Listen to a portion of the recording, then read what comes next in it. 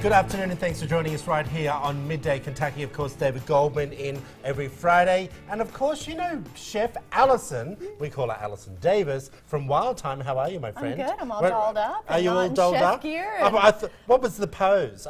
Is it a little shoulder pose? No.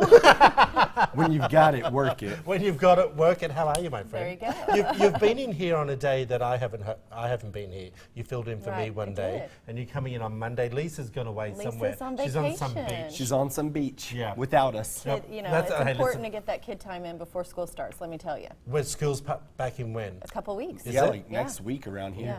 Well, that means there'll be So- more traffic on the road. That's what it's about. At about from 7:30 on. Very a lot more true. traffic. Hey, guys, you know how you do bowling? Bowling, yeah. Bowling? Your yeah. bowling in America is 10-pin bowling, yes?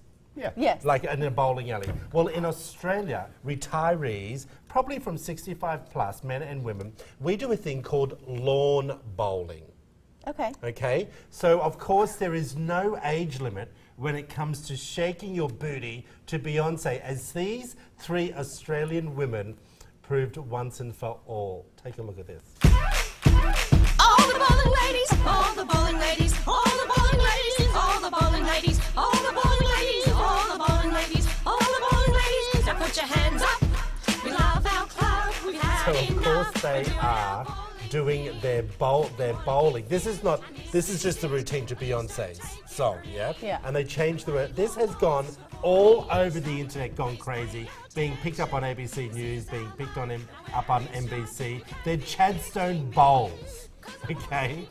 And when I saw this, it just reminded me of my grandma, who every Tuesday and Thursday would get dressed up in her whites and would go to lawn bowling. And then they'd sit around in the afternoon and have gin and tonics like the Queen.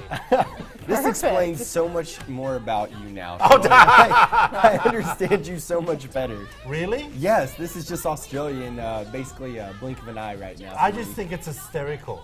Look at them. I just want to be your grandma when I grow up. Gosh, You do? I love Well, the normal, pizzazz. and just let me tell you also, the normal, see how they've got grey hair? You're supposed to have purple hair. Oh, Like yeah. most of the oldies in Australia have purple hair. And I said to my grandma once, I don't understand why your hair matches your outfits. Do you know what I mean? Like she'd have think it's- dresses with purple flowers on them. I love that. Okay. I think it's Styling and fabulous. profiling. It's a little crazy.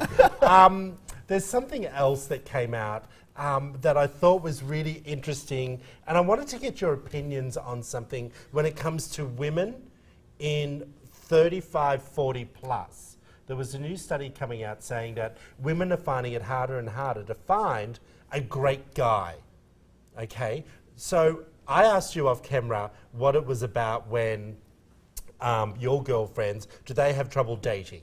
And what are their thoughts and issues? And you chime in as well. Oh, yeah. I just think when you get older, like, I mean, myself, I have a 10-year-old daughter, so if I were out there, I think there's just more, you have like more life situations that have happened, and you might have children, or you have a career, or you have other things that have become focus. So trying to maybe refocus your time into dating, it takes away from something you've already, you know, put as a focus in your life. So it's maybe a little more complicated when you get a little older. Well, and this study was basically going on to say that when men decide to end a relationship, it's already overlapping because they might have been having a relationship with their wife, and then they might have been having an affair. So they don't really have that break. What this study says is women, when they divorce or break up from their partner, it could be a breakup for maybe 2 years before they get back into the dating pool. They're single for quite a bit more time because they have more responsibilities. And they're emotionally mature. Well, I was going to say attached, but emotionally mature. That's a good way. Do you really think that is? You know, well, I think, kind of back to what Allison was saying, though, I think guys would call it, as you get older, baggage. You know, you have a little bit more baggage, whether it's your career or the kids or, like the 2 ex-husbands or whatever it may be. So guys aren't always ready to jump into that, let me take, over all this. And guys have baggage too. Right, totally. They might not be taking care of their baggage. I just think, look, a lot of my girlfriends back home in Australia, they find it a little bit more difficult because when they split up in their 40s or maybe very early 50s, they're entrenched in their career.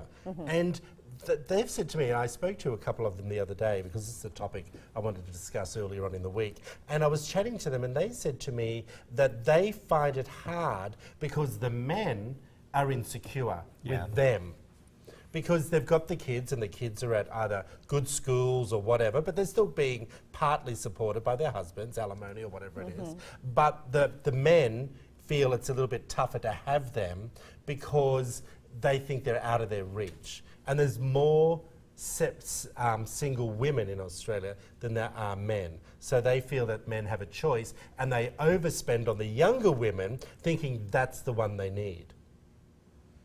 Allison? What do you think? Oh, you're looking at me.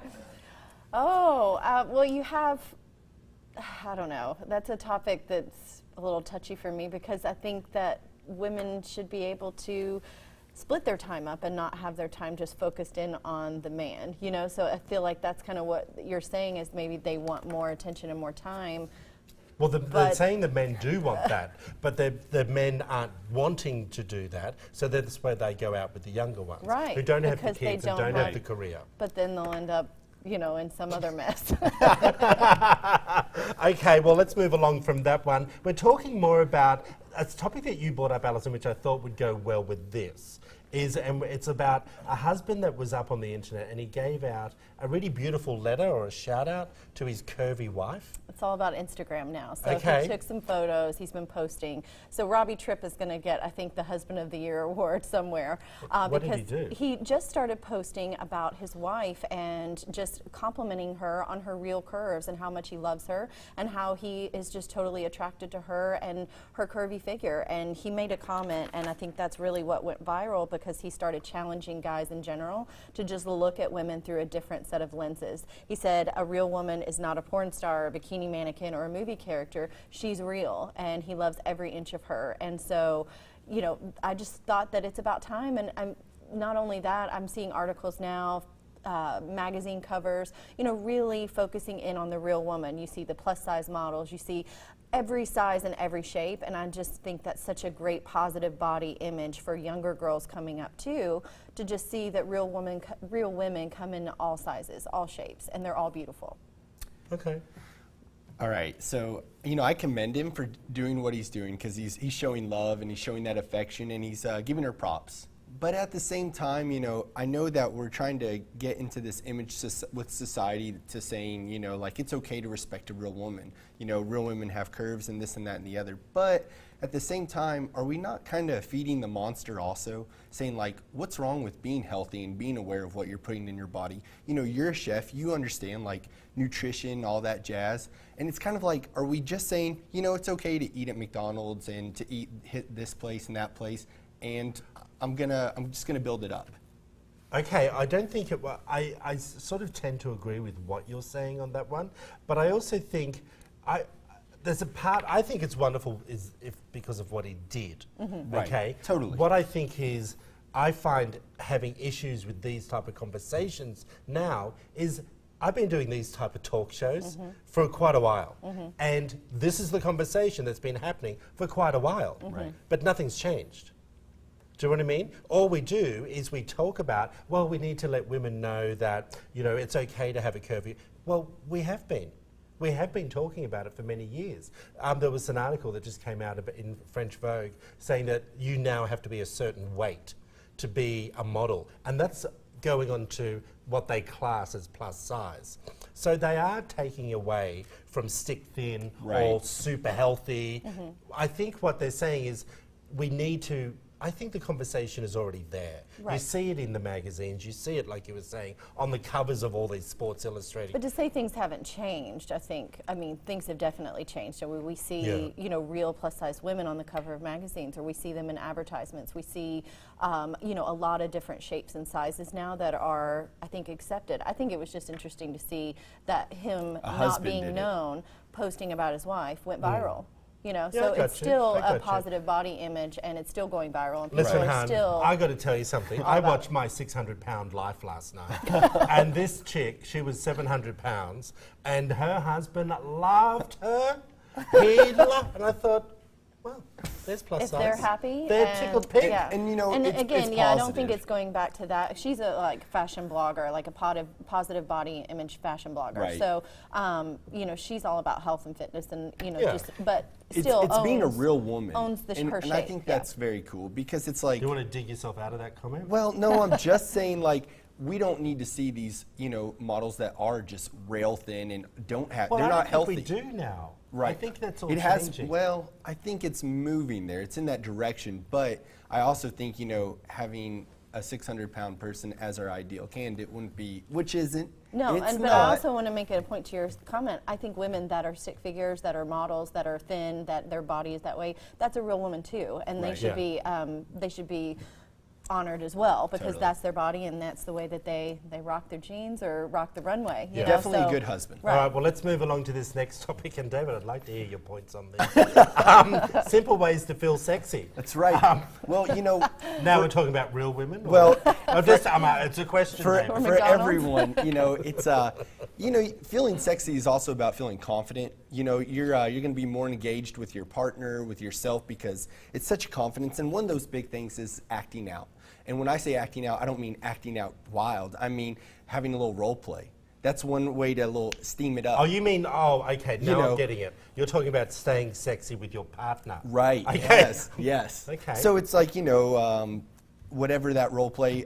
We don't need to go into Okay, those I was going to details. say I'll dress Yeah. up like Batman. We don't need but, to be talking about what you do on the weekends. Another big thing is, Batman. well, listen, you got to stay tough out here, guys. Another big thing is something we lose with our partner a lot of times is we quit flirting. So, there's not just that fun, flirtatious Okay. atmosphere. Do you still flirt after 10 years? Yeah. You do? Totally. What about you? I flirt with myself, let me tell you. I'm Yeah, single. there's definitely some. I mean, Is there? it works. Yeah, it's not all the time. I mean, we've been married 15 years, so. But when it happens, But it it's fun when you definitely do. sparks something when Does you're it? flirting. Yeah, I love it. Okay. especially if you're going out and you don't have the kids, and it's like, oh, you're Yeah. looking nice. It's like, well, thanks. Then Yeah, so- another big thing is, reading something racy. Something a little. I think when we had 50 Shades of Grey, when it was really popping, Well- it was like everybody was like, "Hello." Yeah, you but know? no, Yeah, I but don't know. I might have also- done the reverse to me. Well, I'm it's like, funny you hey, I'm say reading that. about this guy. When that book came out, that pregnancies went up. That was proven fact. Yeah, so, having a little something by the nightstand to get that mind in the right place. Another big thing is changing it up. Getting outside your comfort zone, whatever that may be. Maybe it's going out and just doing something a little wild. I tend to do that with my facial hair, and Brandy is all the time like, please go shave that hideous mustache. No one liked that facial It makes hair. me feel dangerous, you all. And one Do of you the change things up? Do I change Yeah. things up? I have. I've dyed my hair red even. Really? Yeah. a little And exotic the Yeah, response? and Auburn, and he really liked Okay, it. well, yeah. that's interesting you say that because women, as you know, back in Australia, I used to be a stylist. So women would often say that their husbands don't notice the changes that they've had. Do you feel that men are, switch off from their wives in that way? Or did you really say, hey, honey, did you see I've got red hair? No. Or he- He's pretty attentive. I'll give him that. He notices, changes. Now, I mean, if I just cut my hair like 1 inch and Yeah. get it Well, that's- styled, yeah. no. But if I change it from this to brown, he's definitely gonna be like, wow. But he loves And me. would- He loves me regardless, and he Okay. makes me still feel If he said, beautiful, "I don't which goes like-" back to what we were saying with the guys, really about just making her feel loved and That's true. appreciated. But what happens if he says, I don't like you with brown hair? Would you go back and change it back to blonde? Oof. It depends on how I feel about it. Interesting. Interesting. But yeah, Okay. probably Tell us would. what you think. Head over to our Facebook page, Midday Kentucky, and we will fill in what you tell us as well. Hey, up next, we'll hear some live music from A Little Bit More. That's what they're called. Keep it right here, everyone. It's Midday Kentucky. You were looking, please.